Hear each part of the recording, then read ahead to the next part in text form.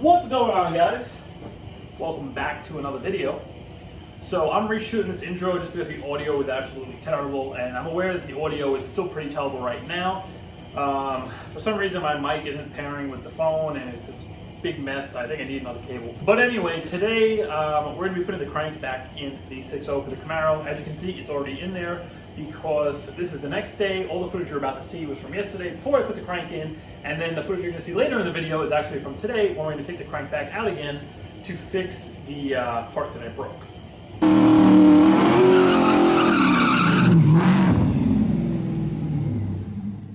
Alright, so basically I'm just doing the old shoelace sandpaper polish method here. Keep in mind, this crank, obviously this came out of the 6.0 that I have on the stand right there. And it had no damage to it. I just pulled it apart to gap the rings, and you know, somebody even commented, you start pulling on that thread, eventually you're like, while I'm in here, I might as well do this and this and this. So that's kind of where this kind of spiraled out of control a bit.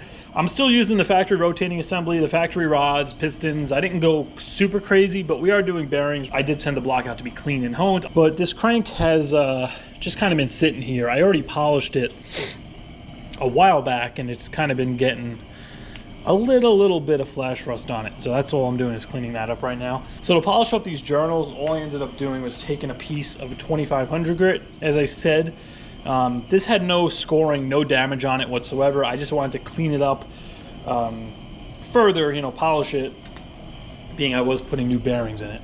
But I'm just gonna come in here with some PB Blaster, give it a little spritz, spray the paper. I cut this to the width of the journal. We're just gonna wrap that around like so. I have a shoelace that I literally took off my shoe the time I started polishing this. And we're just gonna wrap this around once. Just like that. Basically one rotation. And just very gently, you don't need a lot of pressure here. Very, very lightly, I'm just dragging the shoelace back and forth. Kind of go end to end so the pressure is evenly distributed. Now keep in mind, I have barely any pressure on this. It's just sliding with the help of the PB Blaster. And this is all I needed to do just to kind of clean them up, and that's all I need to do right now just to get the little surface rust off of it. But just like that, we're finished.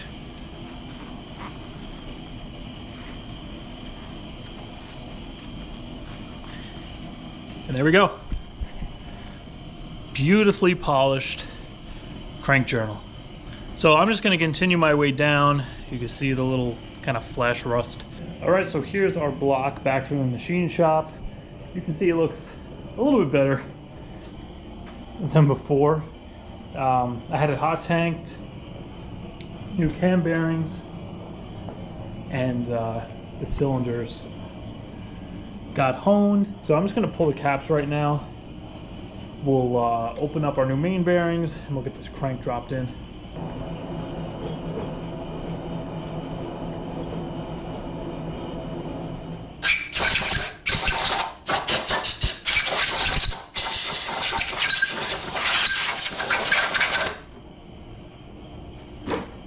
Alright, so I just finished getting the crank cleaned out after I finished the polishing.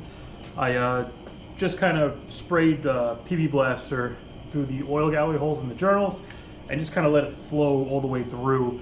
You don't want to have any little fine metal pieces in there after, you know, polishing it with the sandpaper. Those journals are going to tend to catch some of those shavings.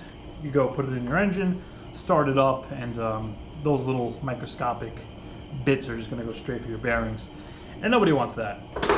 These off of Rock Auto, pretty cheap.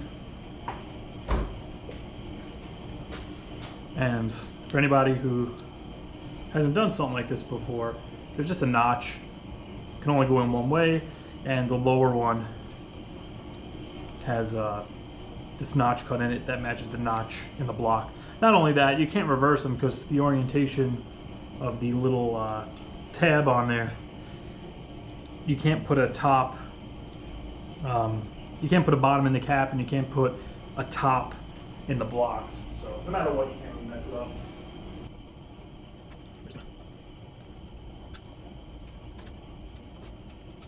And the thrust bearing on these guys, it's in the middle on the LS stuff. On the Gen 1 small blocks, the engine and the Trans Am, it's at the back here. You can see it has this kind of lip on both sides. That's just to control the thrust.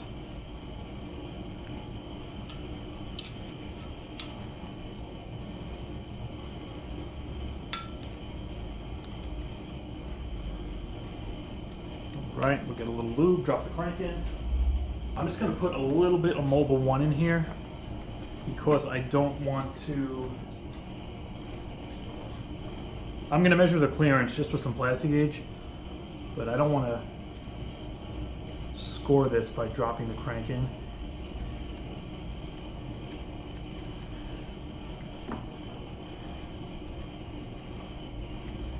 Just a little bit of oil. Here we go, big boy. Carefully drop this guy in here, just like so. All right, guys, so I got the crank in. You can see I got the caps installed, all but one. Now this is where people might start getting a little angry, start questioning things. Some people will agree with me. The road tends to split. So these 4 caps have Plastigage under them. For anybody who doesn't know what that is, it's basically a very cheap tool for measuring your bearing clearances. Now, by no means is this a replacement for using like micrometers and everything. This is just going to give us a reading on what that clearance is, if it's within spec or not, if it's too loose, too tight, to hopefully avoid imminent failure. Now, keep in mind, everything that came out of this motor is going back in. I had no machine work done aside from the honing on the cylinders. We're just doing bearings and rings. So everything should be getting along as it was before. So these 4 are already done. So I'm gonna do this one with you guys here. We're just gonna break a piece of this off. And all this is a little strip of like wax. And they make, they have it in different colors, depending on the size you need. This is 1 to 3. You can see that. They have a red one, I think that's a little, I don't know if it's a little tighter or a little looser, but we're just gonna put this little thread of wax right in the center of the journal. We got our new bearing in there. And we're just gonna drop this right on top.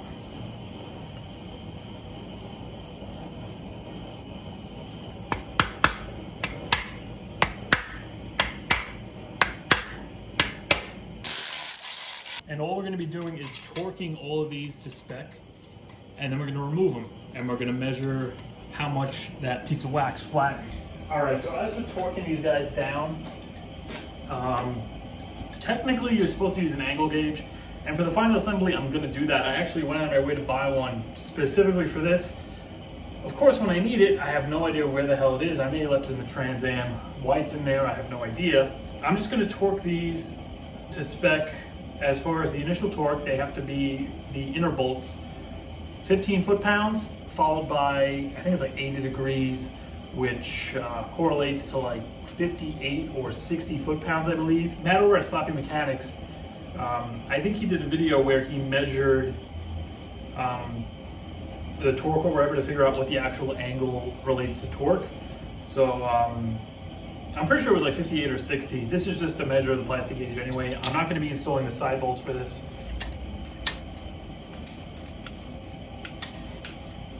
And you guys never really see me torque anything, and I think I mentioned this in another video, but I only pull out the torque wrench for stuff like this.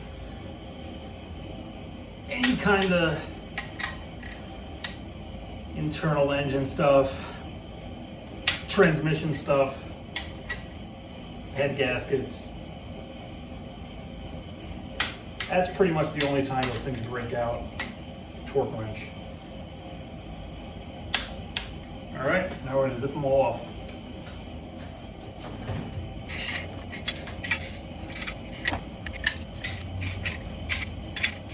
All right, so all the caps are off. I got you guys in close.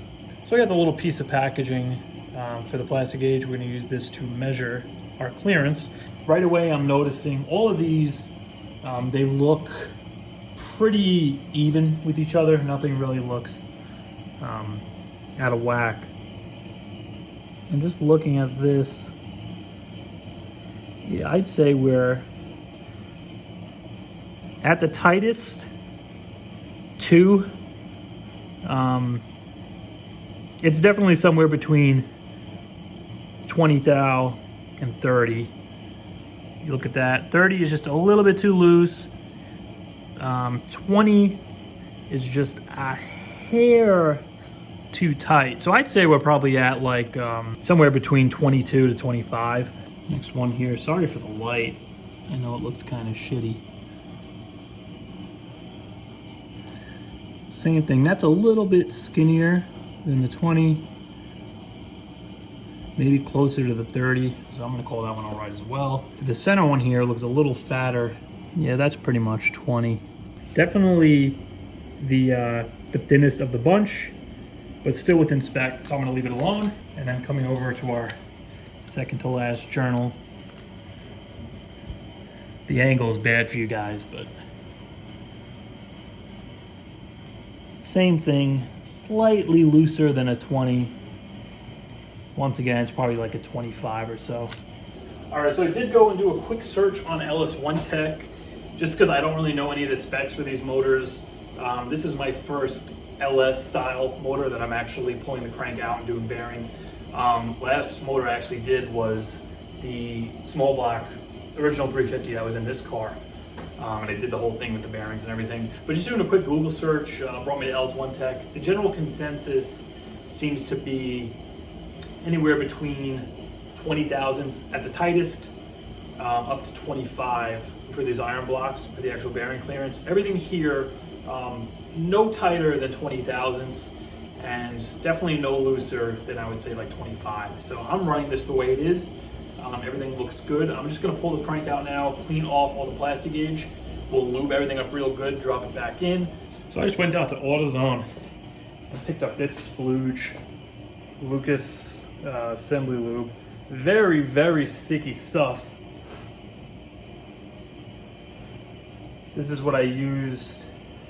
Actually, I used Lubriplate when I put my old small block together. But I think when I did the cam, I used this. And it is literally just kind of like Lucas oil additive, where it's just ridiculously sticky. Look at that, it's like snot.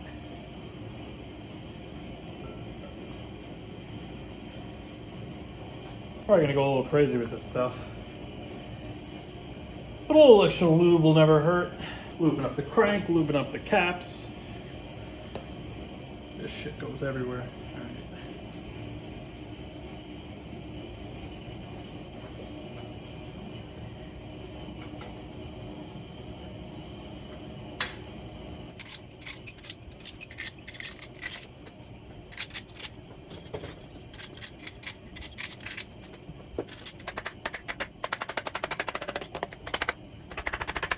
Alright guys, I just went home. I cannot find the torque angle gauge that I got from Amazon. It was like a little silver and red Lyle piece, and I bought it over a month ago. It's been sitting in the Tahoe, untouched. I go to look for it now, not there. Checked the Trans Am, I went home, I checked everywhere. I'm not ordering another one. Maybe it's the universe trying to tell me something. Regardless, I'm just gonna torque these guys down to 60 foot-pounds. And I'm just gonna run it. Now the last step is gonna be putting the 8mm side bolts in. So I'm gonna start out by torquing the insides, 60, then the outer 15mm, and then finally we'll put the bolts through the side and we'll torque them down.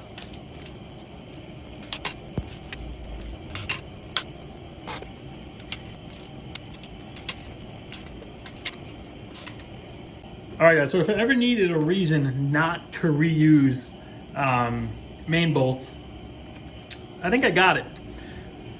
Missed it off camera, but I was doing the final tightening on this bolt here, and it was kind of, it almost felt like the bolt was stretching. The rest of them would tighten down just fine. When I would get to this one, I would need, you know, a few more turns before it would get torqued.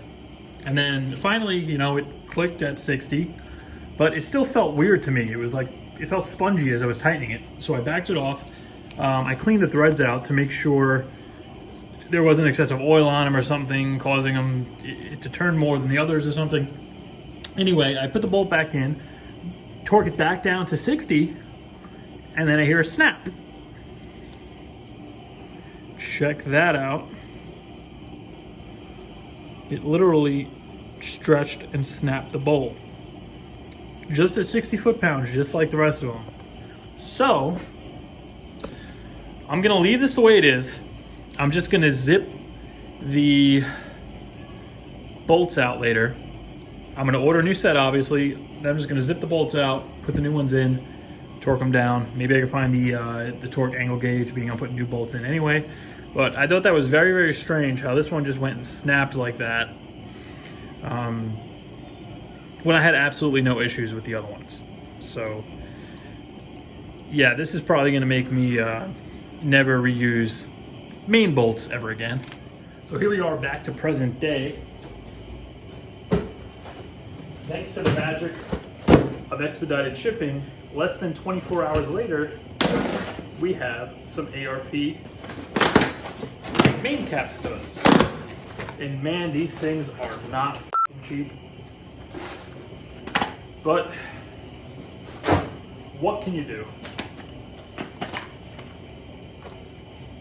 And I am actually going to, I'm going to pull all the caps, leave the crank in there, but pull the caps, clean off the gooey assembly lube, which I'm really not looking forward to. And I'm just going to re-Plastigage each journal. Just because obviously these are studs, they're going to hold a lot better than the factory bolts, and I don't know if that's going to change the bearing clearance is a whole lot, so I'd rather be safe than sorry and just double check the clearances before I button this thing up. So we got assembly lube, nuts. Those are the side bolts, studs themselves. Of course, a nice sticker. And instructions. And the great thing about this, I don't need that stupid ass torque angle gauge, because everything actually gets torqued to just like a regular foot-pound number.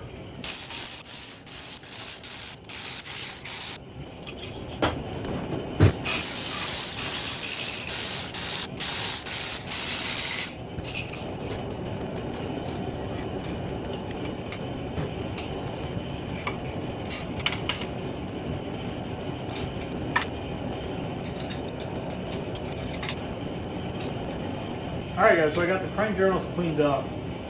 That goo came off just with some brake cleaner. I got the caps cleaned up. I put a line of Plastigage on each of the journals. Now I'm just going to come in here and screw the studs in. You got two different lengths. The slightly shorter ones go on the outside and the longer ones go on the inside. And all these guys just go in by hand. But if you run into resistance, definitely hit the holes with the thread chaser. This block is fine, everything will in without a problem. Plus I don't have one, so I didn't bother, but it does tell you in the instructions. Bring you in a little closer here. I hear my friggin' heat dying out. I have to change the propane tank in a second. Now you're not supposed to tighten these with any kind of tool, just by hand, but I'm just using a socket here to make sure they're all the way down.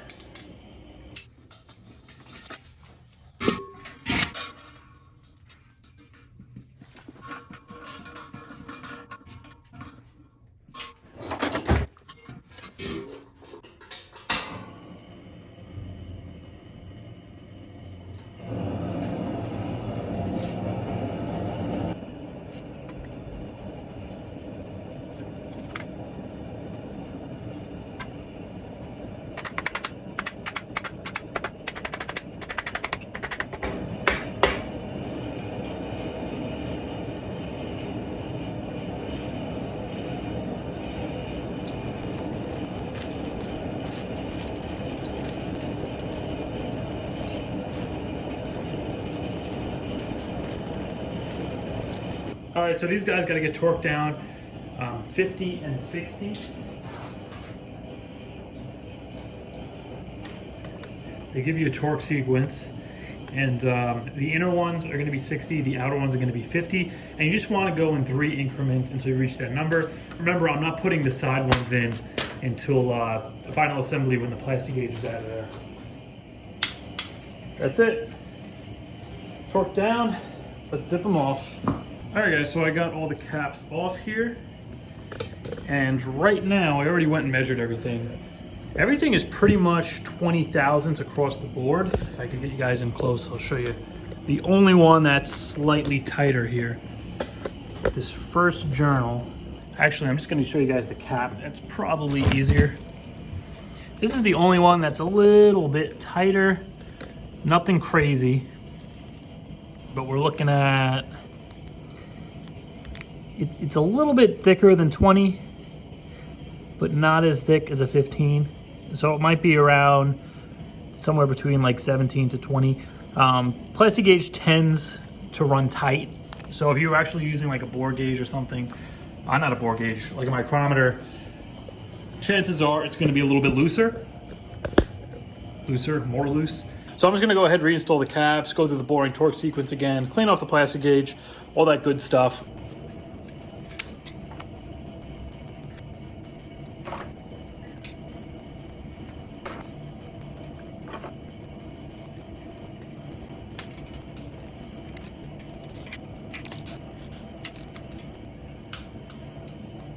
All right, so the crank's in. I just finished putting all of the side bolts in. These guys went to 20 foot-pounds, and the instructions said to put RTV under the heads because these actually pass through from the outside to the inside, so you could get some oil that's gonna come out.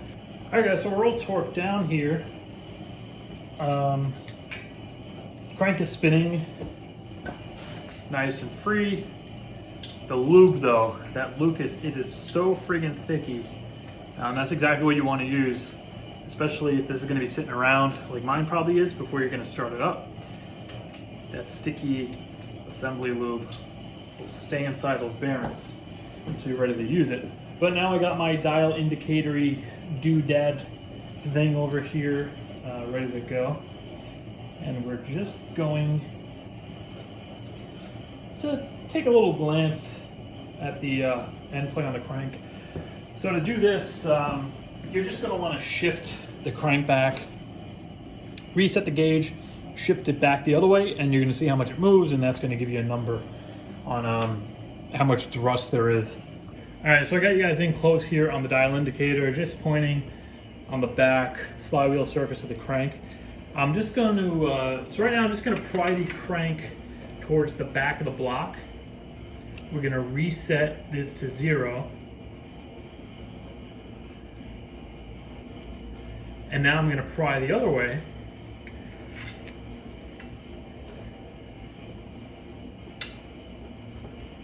If I could find a place to pry.